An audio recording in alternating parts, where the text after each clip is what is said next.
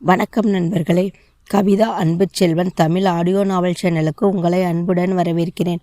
நான் ஆடியோ நாவல் உலகத்திற்குள் முதலாக பயணிக்கிறேன். ஏதாவது குற்றம் குறை இருந்தால் பொறுத்தருளுமாறு பணிவன்புடன் கேட்டுக்கொள்கிறேன்.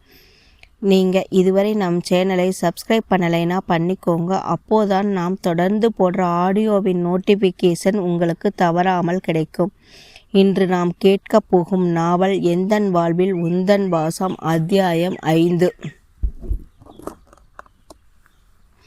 சூரியன் அடியெடுத்து வைத்த இளம் காலை பொழுதில் இன்னும் உறக்கத்திலிருந்து விடுபடாமல் இருவரும் ஆழ்ந்த நித்திரையில் இருந்தார்கள். சைத்ராவும் உதயும் இரவு முழுவதும் உறங்காமல் விடிந்ததும் உறங்கிக் கொண்டிருந்தார்கள். அவர்களின் நிலையை அறிந்தோ என்னவோ ஜனுவும் இன்னும் உறங்கிக் கொண்டிருந்தாள். முதலில் கண் விழித்த சைத்ரா அமர்ந்தபடியே உறங்கிக் கொண்டிருக்கும் கணவனையும் அவன் மார்பில் தலை வைத்து தான் உறங்கிக் கொண்டிருப்பதையும் அறிந்து பதற்றத்துடன் அவசரமாக எழுந்தாள். அதில் கண் விழித்த உதய், எதுக்கு இவ்வளவு அவசரம் என்று கடிந்து கொண்டவன், நீ இன்னும் கொஞ்ச நேரம் ரெஸ்ட் எடு, நான் காஃபி போட்டு எடுத்துட்டு வரேன் என்று எழுந்து சென்றவனை தடுத்தவள், நானே போய் போட்டுட்டு வரேன் என்றாள். வேண்டாம், நீ இரு என்று விட்டு பிரஷ் பண்ணிவிட்டு சமையலறைக்கு சென்றான். சைத்ராவுக்கும் அவனுக்கும் காப்பி போட்டவன் குழந்தைக்கு பால் சூடு பண்ணி கொண்டான். அவன் நினைவெல்லாம் மனைவியின் மேலேயே இருந்தது. அவளுக்கு என்ன ஆனது என்று தெரிந்து கொண்டே ஆக வேண்டும். ஆனால் அதை அவளே தன்னிடம் சொல்ல வேண்டும். வேறு யார் மூலமும் தெரிந்து கொள்ள விருப்பமில்லை அவனுக்கு. இன்னைக்கு எப்படியாவது அவளிடம் பேச வேண்டும் என்று முடிவு செய்து கொண்டவன் காப்பியையும் பாலையும் எடுத்துக்கொண்டு தன் அறைக்கு செல்லும்போது சைத்ரா குளியலறையிலிருந்து டவலால் முகத்தை துடைத்து கொண்டே வெளியில் வந்தாள். சைத்ரா, இந்தா காஃபி என்று சகஜமாக பேசி காப்பியை கொடுக்கவும் அவனிடம் இன்னொரு முகத்தை தெரிந்து கொண்டவளுக்கு கொஞ்சம் நிம்மதியாக இருந்தது. காப்பியை தயக்கத்துடன் வாங்கி கொண்டாள். உதய் ஒரு கப்பை எடுத்துக்கொண்டு அவளை பார்த்தபடி அமர்ந்து அருந்த ஆரம்பித்தான். எப்படி கேட்பது? நாம் கேட்டால் சொல்வாளா? கேட்டு பார்ப்போமா என்று மனதில் எண்ணங்கள் சுழன்று கொண்டிருந்தது. உதய் தன்னையே பார்ப்பதை உணர்ந்தவளுக்கு என்னவோ போல் சங்கடமாக இருந்தது. ஏதாவது கேட்பானோ, கேட்டால் என்ன பதில் சொல்வது என்று அவனை பார்ப்பதும் தலை குனிந்து கொள்வதுமாக இருந்தாள். ஜனு மெல்ல சினுங்கி கொண்டே கண் விழிக்கவும் இதுதான் சாக்கு என்று போய் குழந்தையை தூக்கி கொண்டாள். ஜனுவோ அப்பாதான் வேணும் என்று அடம் பிடித்து அவளை சோதனை செய்தாள். சைத்ரா மகளின் பிடிவாதத்தில் விழித்து கொண்டிருக்க உதய் மெல்ல சிரித்து கொண்டே போய் குட்டிமாவுக்கு என்ன வேணும் என்று தூக்கி கொண்டான். அவனே அவளை தூக்கி போய் பிரஷ் பண்ணிவிட்டு தூக்கி வந்து பாலை கொடுத்தான். அதை பார்த்து கொண்டிருந்த சைத்ராவுக்கு இவ்வளவு நாளாக நான் தான் இவளுக்கு முக்கியமாக இருந்தேன், இவன்கிட்ட எப்படி இப்படி ஒட்டிக்கிட்டா? அப்போ அவளுக்கு ஏற்கனவே அப்பா இல்லைன்னு ஏக்கம் இருந்திருக்குமா? அதனால தான் அந்த உறவு கிடைச்சதும் அப்படியே பிடிச்சுக்கிட்டாளா? குட்டிமா, உங்கள் அம்மா என்னமோ யோசனை பண்ணிட்டு இருக்கா. கண்டதையும் நினைக்காம 2 பேரும் ரெஸ்ட் எடுங்க, நான் போய் சமைக்கிறேன் என்றான் உதய். மகளிடம் பேசினாலும் அவன் பார்வை முழுவதும் மனைவியிடமே இருந்தது. இல்லை, நானே சமைக்கிறேன், நீயும் ஜனுவும் விளையாடுங்க என்று சொல்லிவிட்டு போக பார்த்தவளின் கையை பற்றி கொண்டவன் அவள் தலை தானாக பதற்றத்தில் குனியவும் அவள் முகத்தை நிமிர்த்தி பிடித்தவன், எதுக்கு இவ்வளோ பதட்டமாகற? சமைக்கிறது சாதாரண விஷயம். பசி எடுக்கிற எல்லோருக்கும் சமைக்க தெரிஞ்சிருக்கணும். இதில் நீ தான் சமைக்கணும், நான் தான் சமைக்கக்கூடாது என்ற பாகுபாடு எல்லாம் இல்லை, சரியா? சாப்பிட்டு நான் உன்கிட்ட கொஞ்சம் பேசணும். எனக்கு உண்மையை மட்டுமே வேணும், அதுவும் நீ தான் சொல்லணும். வேறு யார்கிட்டையும் நான் தெரிஞ்சுக்க விரும்பலை என்றான். அவள் கண்களிலிருந்து கண்ணீர் அருவி மாதிரி கொட்டவும், எதுக்கு அலற? நான் உன்னை எதுவும் சொல்லலையே. உனக்கு தாலி கட்டுறதுக்கு முன்னாடி என்ன நடந்திருந்தாலும் எனக்கு அது தெரிஞ்சுக்க வேண்டிய அவசியம் இல்லைதான். நம்ம கல்யாணத்துக்கு பிறகு வாழ்கிற வாழ்க்கை உண்மையாகவும் நேர்மையாகவும் இருந்தால் போதும். ஆனால் உன் உடம்பில் இருக்கும் தழும்பு என்று நிறுத்தியதும் அவள் ஓவென்று கதறி எழ ஆரம்பித்தாள். ஜனு முன்பு அவள் அழுவது அவனுக்கு பிடிக்கவில்லை. சைத்ரா, என்ன பண்ணுற? கொஞ்சம் கண்ட்ரோலில் இரு.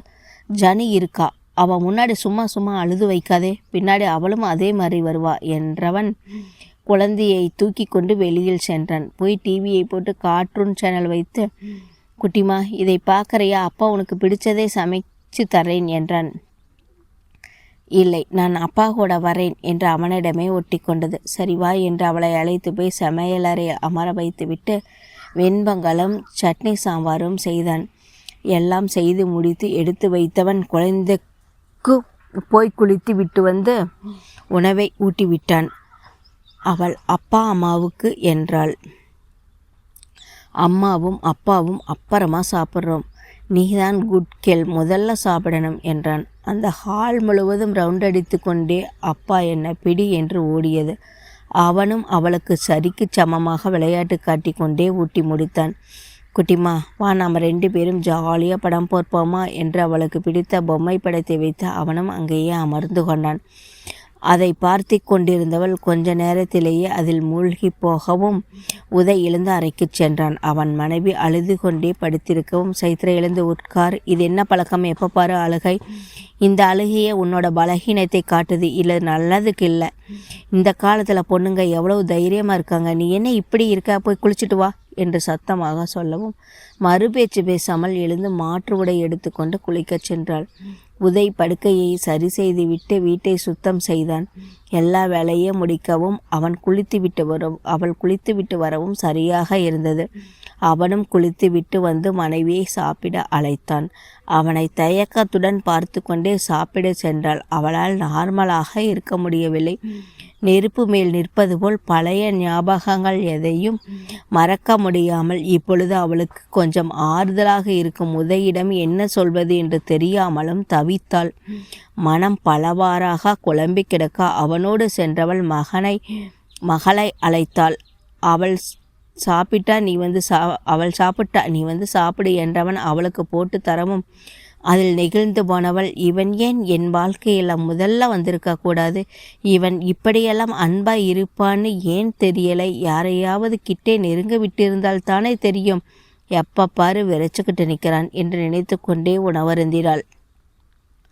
உதய் எதுவும் பேசாமல் உணவருந்தி முடித்துவிட்டு குழந்தையை திரும்பி பார்த்தான். அவள் டிவியிலேயே கவனமாக இருந்தாள். இப்போ கேட்டால் இவள் வைக்கிற ஒப்பாரியில் பாவம் ஜனுவும் பாதிக்கப்படுவா, அவள் தூங்கிய பிறகு பார்த்துக்கலாம் என்று முடிவு செய்தவன் எங்கே மறுபடியும் அறைக்கு சென்றால் அழுது கொண்டிருப்பாளோ என்று நினைத்தவன், சைத்ரா இதையெல்லாம் எடுத்து சுத்தம் பண்ண, அப்படியே சமையலறையும் சுத்தம் பண்ணிவை என்றான். அவள் தலையாட்டி கொண்டே எல்லாம் எடுத்து சென்றாள். அவளை பார்த்தவனுக்கு கோபம்தான் வந்தது. இதென்ன பொம்மை மாதிரி இருக்கா, ஏதாவது சொன்னால் பிடிக்கலைனாலும் தலையாட்டி பொம்மை மாதிரி தலையாட்டிக்கிட்டே செய்கிறாளே, எதிர்த்து பேசினால்தான் என்ன என்று எண்ணிக்கொண்டே லேப்பை எடுத்துக்கொண்டு மகளிடம் போய் அமர்ந்து கொண்டான். ஆஃபீஸிற்கு லீவு என்று மெயில் செய்தவன் அதை ஆஃப் பண்ணி ஓரமாக வைத்தான். அப்போ இதில் படம் பார்க்குறேன் என்று லேப்பை எடுத்தாள் மகள். அதை வாங்கி வைத்துவிட்டு, குட்டிமா நம்ம கடைக்கு போயிட்டு வருவோமா என்று கேட்டுக்கொண்டிருக்கும் போது மனைவியின் ஃபோன் அடிக்கவும் போய் பார்த்தான். அவனுடைய தங்கச்சி நந்தினி தான் அழைத்திருந்தாள். ஜனுவை அழைத்து ஃபோனை கொடுத்து போய் அம்மாவிடம் கொடு என்றவன் அறைக்கு சென்று ரெடியாகி வந்தான். ஜனு ஓடி வந்து அப்பா தூக்கு என்று 2 கையையும் விரித்தாள். ஃபோன் பேசாமல் சைலண்டில் போட்டிருப்பதை பார்த்தவன் யோசனையோடு சென்றான். அம்மா, நான் அப்பா கூட கடைக்கு சாக்கி வாங்க போகிறேன் என்று சத்தம் போட்டுக்கொண்டே சென்றாள். நான் எப்போ உனக்கு சாக்கி வாங்கி தரேன்னு சொன்னேன் என்று மகளிடம் வம்பிழுத்து கொண்டே சென்றான். அவன் சுத்தம் செய்துவை என்று சொன்னதும் சமையலறையை பளபளவென்று கண்ணாடி மாதிரி துடைத்து எடுத்து விட்டாள் சைத்ரா. அவள் வேலை செய்து கொண்டிருந்தாலும் அவளுடைய நினைவு முழுவதும் உதய் கேட்டால் என்ன சொல்வது, நம் வாழ்க்கை பற்றி தெரிந்தால் என்ன நினைப்பான், அதையெல்லாம் எப்படி சொல்வது என்ற நினைவுதான் ஆக்கிரமித்திருந்தது. எவ்வளவு நேரம் அப்படி இருந்திருப்பாளோ. மகளை ஒரு கையால் தூக்கி கொண்டு காய் பழங்கள் எல்லாம் ஒரு கையில் தூக்கி கொண்டு வந்த உதயை பார்த்ததும் ஓடிப்போய் காய்களை வாங்கினாள். அவளிடம் கொடுத்துவிட்டு குழந்தையை இறக்கிவிட்டான். அவள் நேராக அம்மா வைத்திருக்கும் பையை பிடித்து இழுத்து அதில் இருக்கும் தின்பண்டங்களை எடுத்தாள். அவளிடம் கொஞ்சம் மட்டும் எடுத்து கொடுத்துவிட்டு மீதியை உள்ளே எடுத்து சென்றாள். அன்று இரவு வரை பொழுதை தள்ளவே பாடுபட்டு போனான் உதய். அவன் மனதில் அவளுடைய வாழ்க்கை பற்றி தெரிந்து கொள்ள வேண்டிய நினைவே வண்டாக குடைந்து கொண்டிருந்தது.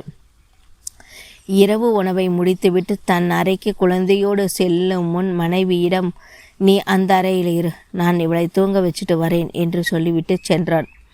அதுவே அவளுக்கு படபடப்பை கொடுக்க அங்கிருந்து சோபாவில் அப்படியே சரிந்தாள்.